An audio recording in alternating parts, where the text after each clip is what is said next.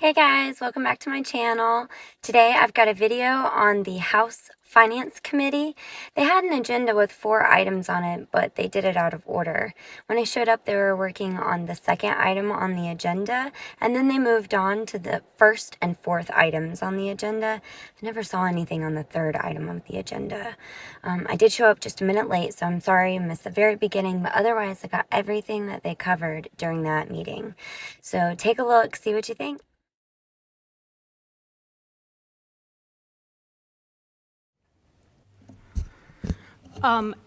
We've got guest staff here who might be able to correct if anything needs to be added to Representative Crutchfield's response. Howard Marsilio.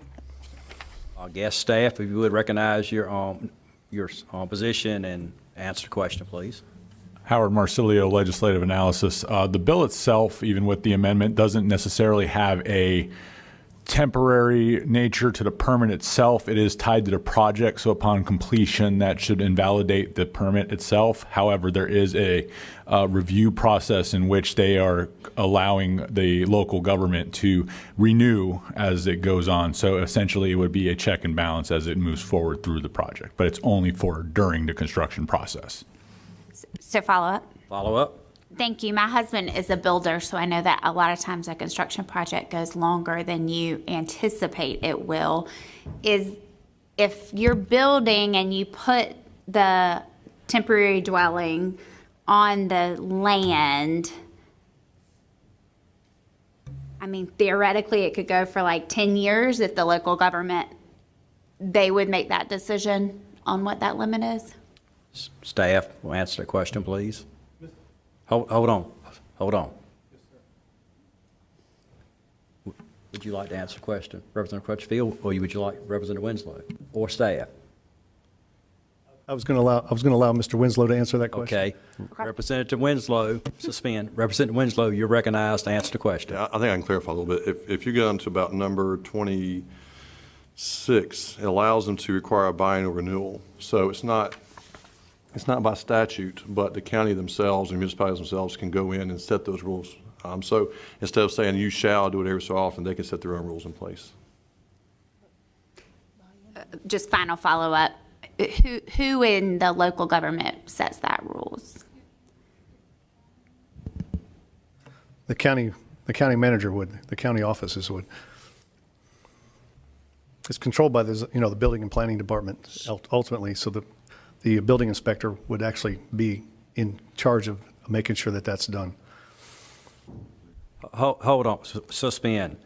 These are not dealing with finance. These are just questions that we probably can move along to another committee.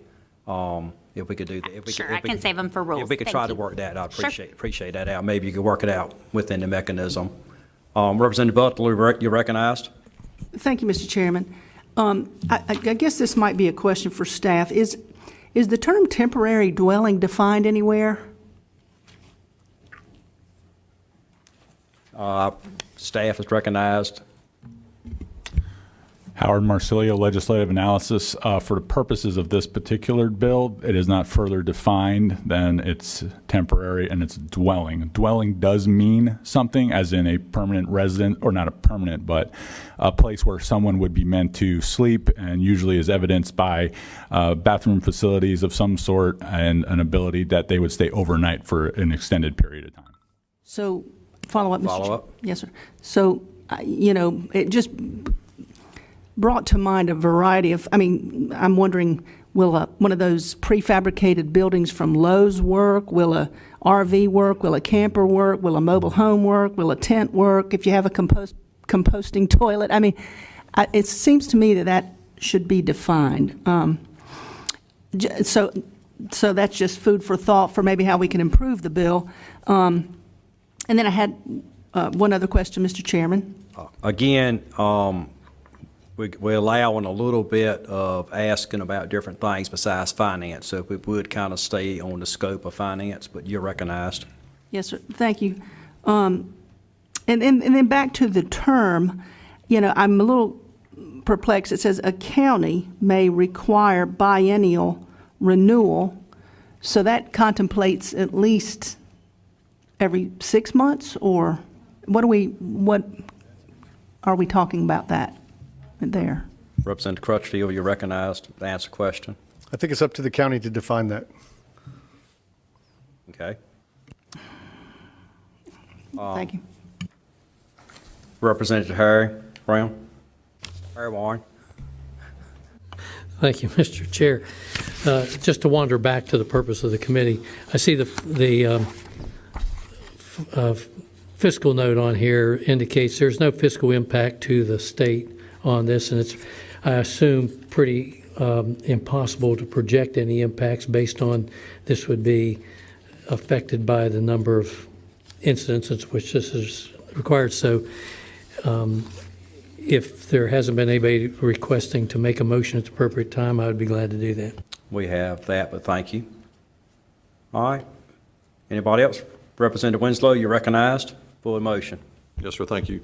I'd like to make a favorable motion as amended of House Bill 466, referral to rules. Okay, so the motion will be Representative Winslow moves for a favor report to the bill as amended and rolled into a PCS unfavorable to the original bill with referral to rules. All in favor say aye. Aye. Any opposed? So carried. Thank you, Representative Crutchfield.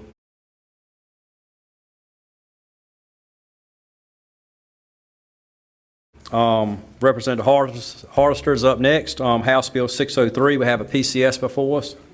Representative Bradford approves the PCS before us. Any objection? It's before us. Representative Hardister, you have the floor. Thank you, Mr. Chair. Good afternoon, members of the committee. This bill would authorize temporary event venues in municipalities that have a population of at least 100,000. We worked this out with the state fire marshal's office. Basically what's happened is municipalities are not quite sure if they can issue permits of this nature. It could be something like a music festival, arts and crafts show, classic car show, food trucks, entertainment, things like that. Typically you have to have a certain amount of build out and HVAC, things of that nature, restrooms that are permanent. A constituent of mine was able to get a permit in the city of Charlotte.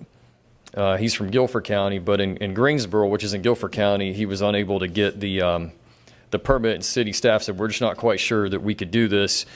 And so we worked the state fire marshal office. A lot of it comes down to public safety. And they said that they felt pretty confident that this would be workable as long as it's a larger city, and hence the population of 100,000 or more, which, ostensibly larger cities have a more robust public safety department, including fire safety. And so the bill sponsors, our objective here is to see if this works and give this a period of time of maybe, a year or two, see how it works out. And you can see in the bill that there are stipulations that there's only a certain number of permits that could be given out in a calendar year. And there's, of course, a fee that's charged locally. It doesn't affect state finances. And then if this works well, we could expand it to municipalities that have a population beyond 100,000. So with that, I'll yield and appreciate committee's consideration. Thank you. Representative Warren, you're recognized. Just for a motion at appropriate time. All right. Anybody else? Appropriate time. Representative Warren, you're recognized for a motion. Thank you, Mr. Chair. And if you would refresh my memory, Mr. Chair, this is not a PCS, is that correct? It is. Representative It is. Warren moves for favorable report to the PCS unfavorable to original bill with referral to rules. Is that your motion? That was exactly my motion, sir. Thank you. All right. All right, motion made. All in favor, let me know by saying aye. Aye. Any opposed? So carried. Thank you, Representative Hardister. Next up is House Bill 451. Representative Hardister, you stay in the queue. All right, I'm going to try to keep my batting average going here. So this bill came to light primarily because of a situation in Greensboro where we have a municipal service district downtown. And currently, you can incorporate property into a municipal service district, which has a supplemental property tax, and it covers things like lane and things like that. And we have a situation where there's a property owner that wants into the service district, and he's willing to pay that supplemental tax. However, the property between him and the MSD, that property owner does not want in. So this would authorize non-contiguous incorporation into the MSD, provided this within 1,000 feet of the existing MSD boundary and is voluntary. All right, Representative Winslow, you're recognized. For a motion when appropriate. Okay. Any discussion?